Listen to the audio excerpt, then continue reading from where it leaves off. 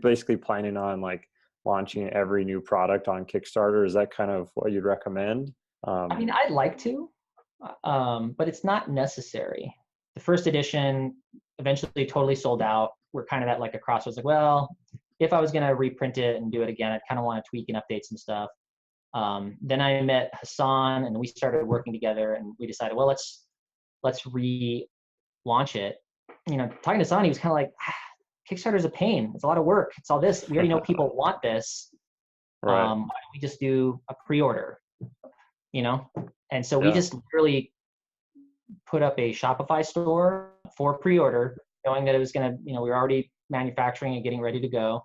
And it was 1,000 times more effective than the first Kickstarter I did, like 100,000 fold. Like, as far as like, it was just, hey, here's this product. You can pre-order it right now on this website.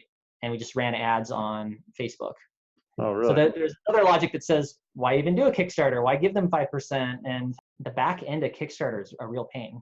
Like, it's like the organizing who your backers are, communicating with all your backers constantly. Like, it's, so I'm not saying don't do it. Like I said, I do think if you plan for your product release to have a Kickstarter, if it doesn't rely on that Kickstarter, I think it can be helpful. But I also don't know if it's necessary for every product. Like I said, I've already done an early trekking Kickstarter. I was like, we could have done a second one, but why? Why don't we just release it? So we just did, and it was perfectly fine. So with the second release, you literally just set up a Shopify store, ran Facebook ads, and people actually prepaid before the product was even made. Thousands and thousands of people. Really? Thousands. Like, that's why I say it's I don't think that would work for every product, but that's why I say, like, I think the product matters more than the Kickstarter or any of that kind of stuff. Like, if you have a product that has potential, it doesn't matter if you do a Kickstarter or something else. For future games, like, I know, like, we're working on another one that we want to release. And in my mind, I'm like, it would make sense, I think, to do a Kickstarter, because there's nothing to stop doing a pre-order for the product after a Kickstarter. There's nothing to stop you from doing that, as long as you're not breaking any promises to your Kickstarter backers, as long as they're getting a value to do it. You kind of can have the best of both worlds, because you can give exclusives to the Kickstarter people to get them really excited, to buzz the internet.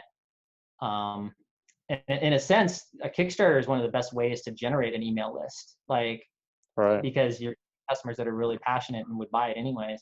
And then after that, you could just run a pre-order for the product that's coming for the general public.